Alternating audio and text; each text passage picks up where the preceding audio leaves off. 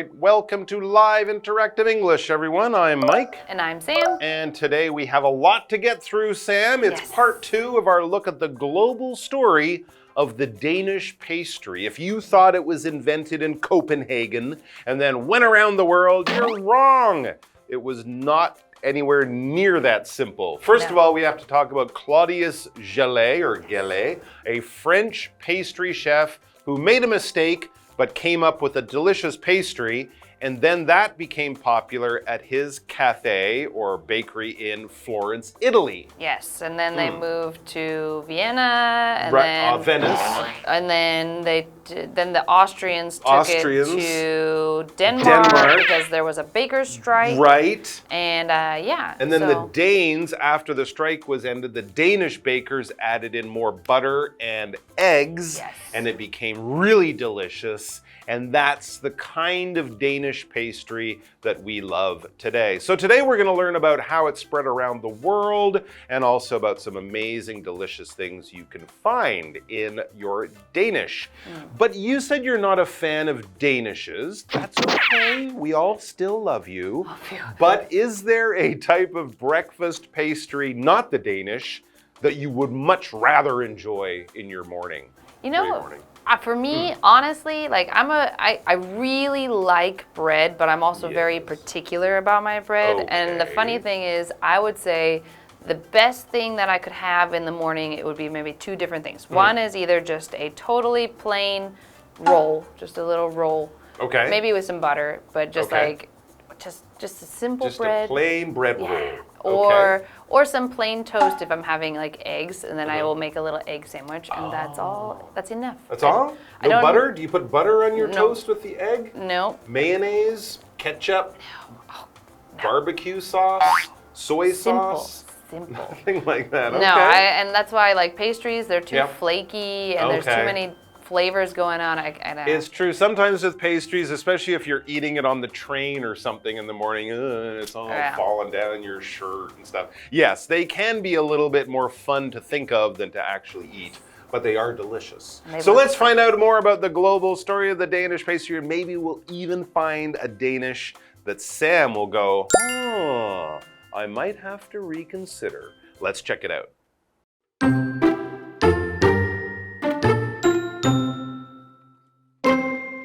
If the pastry was first invented in France, then why did it become known as a Danish? It is likely due to the large number of bakers from Denmark who moved to the United States and other parts of Europe in the early 20th century. Though the breakfast item was always made with the same core ingredients, it was modified as it moved to new places.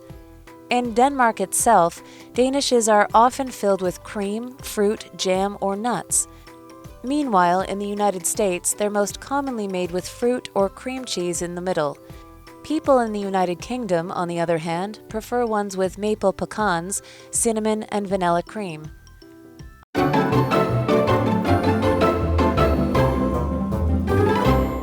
Okay, so let's find out what happened next in the great Danish pastry story.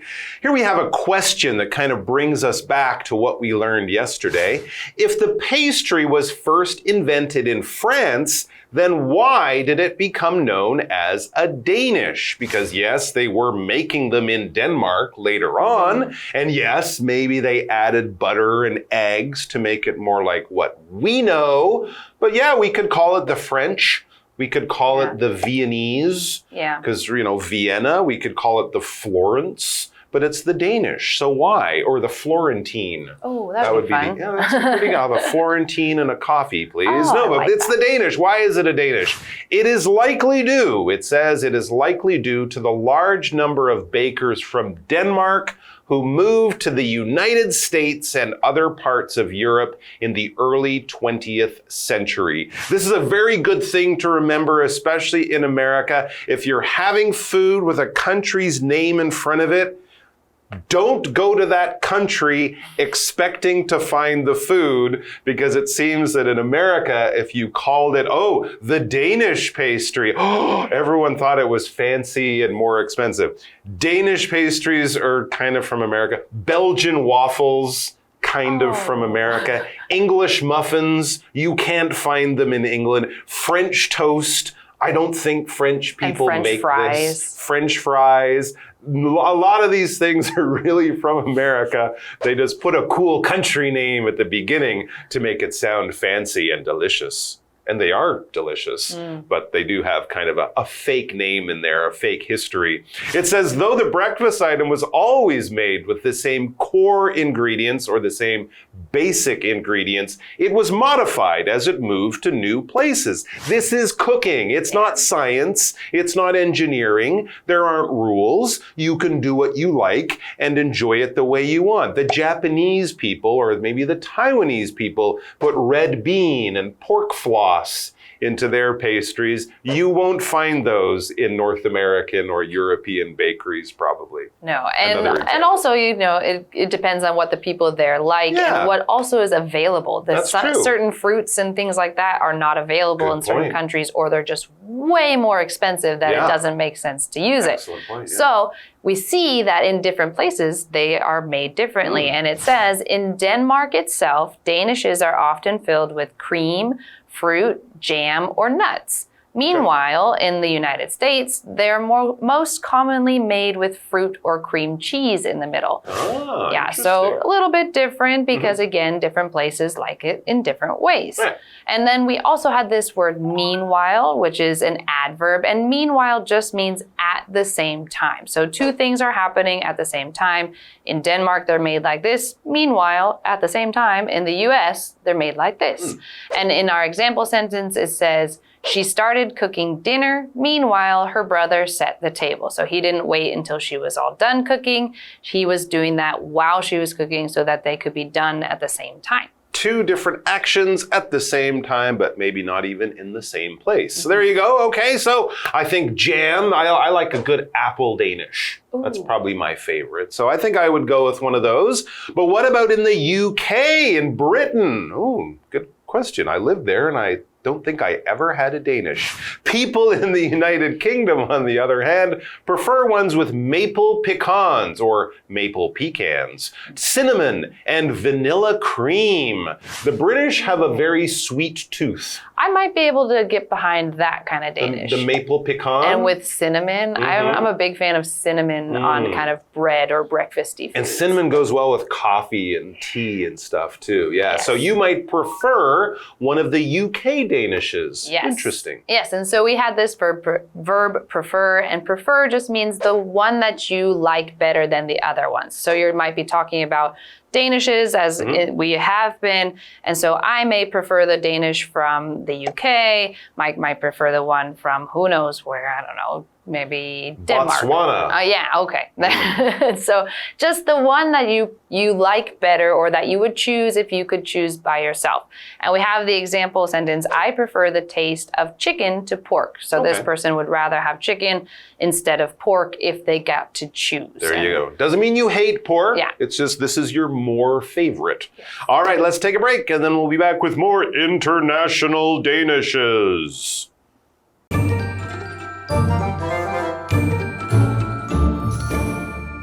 Hello， 大家好，我是 Hanny。我们在第一天的课程读到，史上第一位做出丹麦面包的人是法国面包师傅格勒。他在巴黎和佛罗伦斯有开设自己的咖啡简餐馆来卖这种油酥糕点。那他的食谱从佛罗伦斯传到维也纳，再传到丹麦。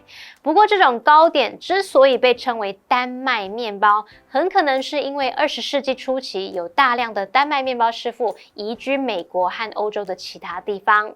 课文写到说，尽管丹麦面包都是用相同的主要成分制成，但随着迁移到新的地方，它也做了修改。像在丹麦本地，丹麦面包通常是包着奶油、水果、果酱或是坚果。那同时在美国呢，最常见的做法是在中间加入水果或是奶油乳酪。那么英国人则是更喜欢含有枫糖胡桃、肉桂还有香草奶油的丹麦面包。Mike 老师就提到说，在台湾也有包红豆或是包肉松的丹麦面包。老师说的 pork floss 就是肉松。好，那再来看单字 meanwhile 这个副词表示同时，在此期间。那么 prefer 表示比较喜欢或是偏好，我们可以用 prefer A to B 来表达喜欢 A 胜过 B。好，这边一个重点，我们进入文法时间。好，这边我们来学习 the number of 加复数可数名词，可以用来表达什么什么的数量。那用来当主词的时候，记得把它视为单数，后面要搭配单数动词。像 the number of tourists is increasing， 观光客的数量在增加。好，那么 the number of tourists 要把它视为单数主词，所以我们看到后面是搭配 is。再来看一个原生学习是 a number of 加复数可数名词，这时候是表达一些什么什么或是几个什么什么。当主词的时候必须搭配复数动词，像 a number of tourists are taking selfies in front of the statue， 一些观光客在雕像前面自拍。那这边就是搭配复数动词 are， 接华课文中。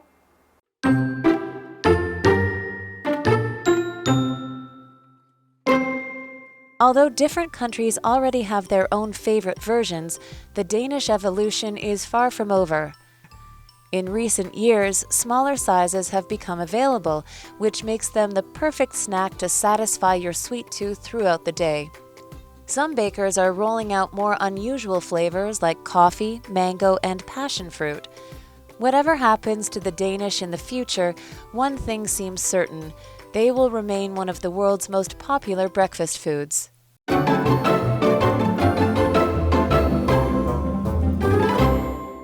Okay, let's get back to it. It says, although different countries already have their own favorite versions, the Danish's evolution is far from over. Yeah, we've already learned that in different places in the world, you'll find different flavors and different ingredients in the Danish, but that doesn't mean that we won't be seeing new ones with surprising new ingredients and surprising new flavors.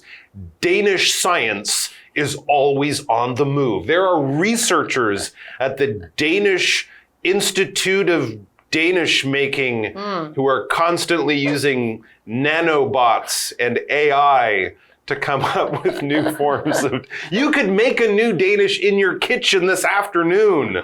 Just try to put some, I don't know, potato chips in it. The possibilities are endless. Yeah, that's right. Throw in some gong bao ji ding. Yes. So I mean, but that's the same with any type of food, because as people grow and change and society changes, then people come up with new things, and then I got an idea. Yeah, and then you get peanut butter on your chicken sandwich, which is new to me. Sometimes they're bad experiments or failed experiments. Yeah, sometimes. Yes. So it can, as we continue on, it says, in recent years, smaller sizes have become available. Mini Danishes, which makes, nanobots. Yes. Which makes them the perfect snack to satisfy your sweet tooth throughout the day. Also, I wonder the perfect way to get fat. Yeah, or to make more money for the bakery. I can eat 400 Danishes in one day instead of 4 because they're so small.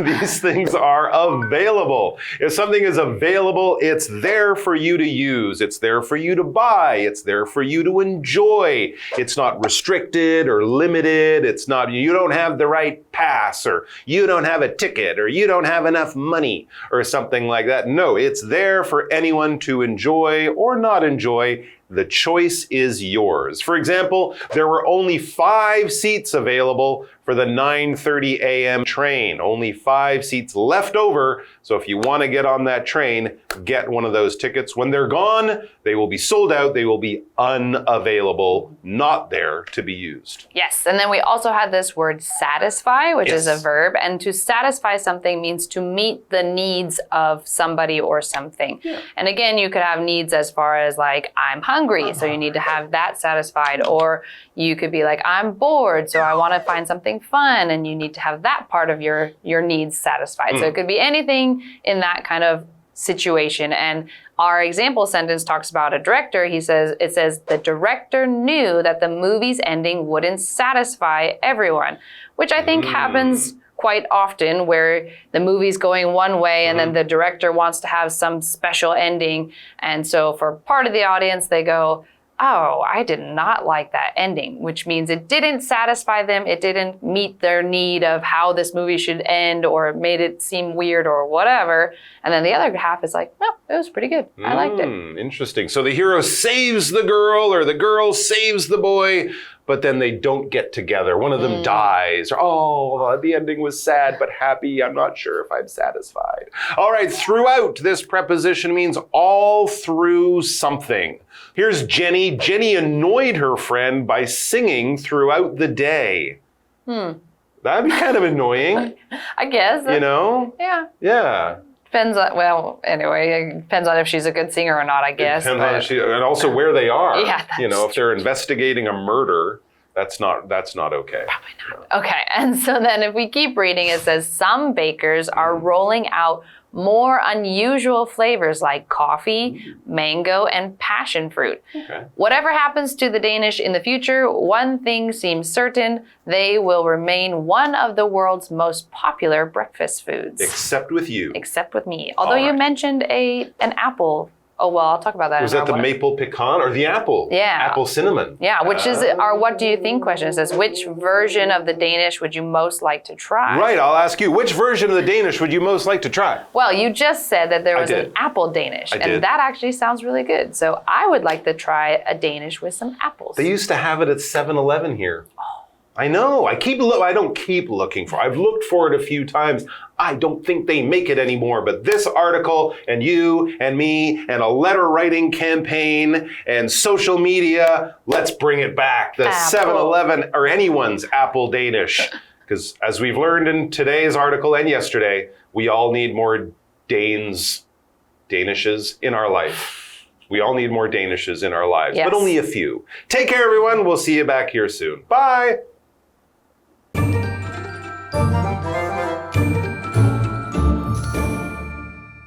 虽然不同国家已经有了各自喜爱的丹麦面包版本，可是这种面包的发展还没有结束哦。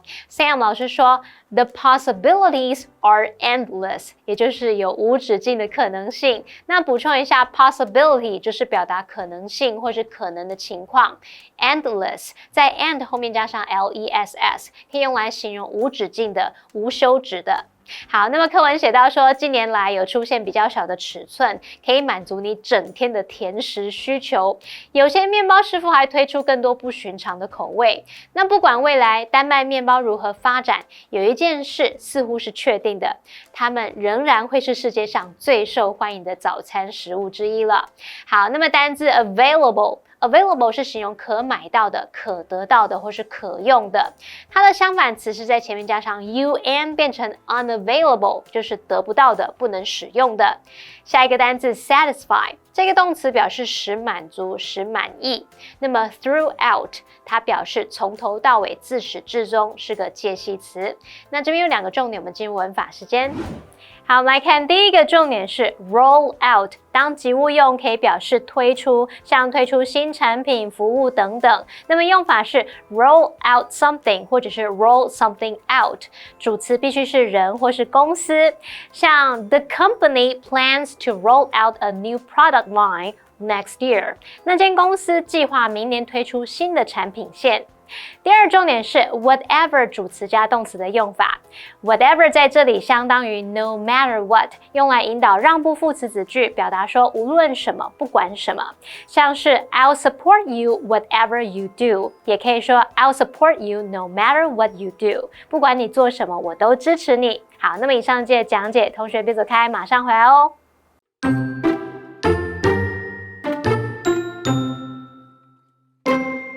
If the pastry was first invented in France, then why did it become known as a Danish?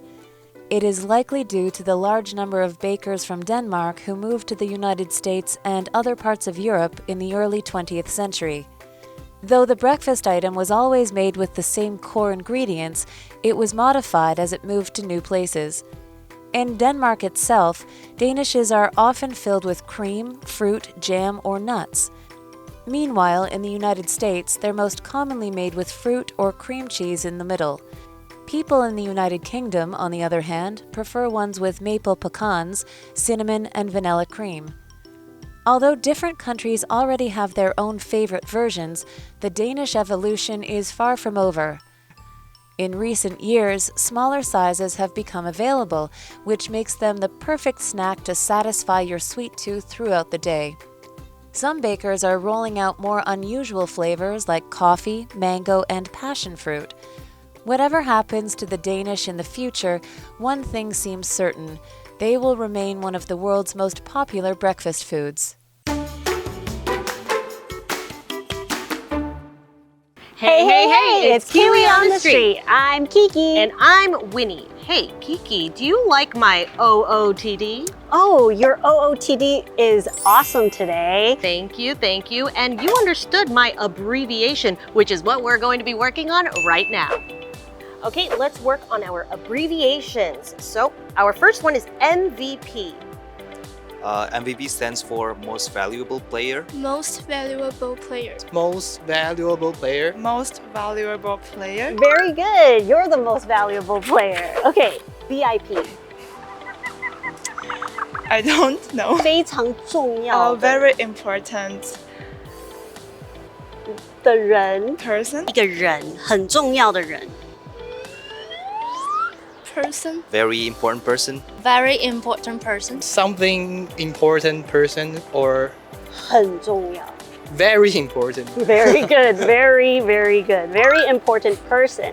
And the last one is ID. Identical. Okay, it's one word. One word. Something to show who you are. Yeah. You're so close. I don't know. Okay. Identification details. Identification. Identity. Identitation. Oh, close. Okay, I'll give it to you though. It's identification. Very good. So what have we learned today? We are going to work on our abbreviations today. So for our first one, we have MVP, Most Valuable Player. Most Valuable Player. So for example, you could say, Kobe Bryant is the most valuable player of the season. Moving on, we have VIP, Very Important Person. Very Important Person. So for example, we could say, take care of her. She is a very important person.